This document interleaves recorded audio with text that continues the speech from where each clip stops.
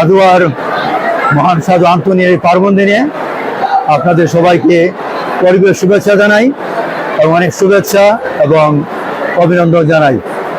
আমরা আজকে খুবই আনন্দিত এবং উৎফুল্ল চিত্তে এই পাঞ্জুরাতে এই পবিত্র তীর্থস্থানে মহান সাধু আন্তোনির পার্বণ আমরা আজকে উদযাপন করেছি।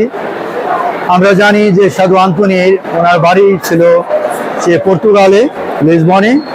ওনার ইচ্ছা ছিল মরক্কোতে বাণী প্রচারক হিসেবে কাজ করার, কিন্তু শেষ পর্যন্ত উনি সেই প্রাকৃতিক বিপর্যয়ে পড়ার কারণে পাদুয়াতে ওনার অবতরণ হয় এবং সেখানে তিনি পালকীয় কাজ করার মধ্য দিয়ে পাদুয়ার সাধু আন্তোনি হিসাবে পরিচিতি লাভ করেন।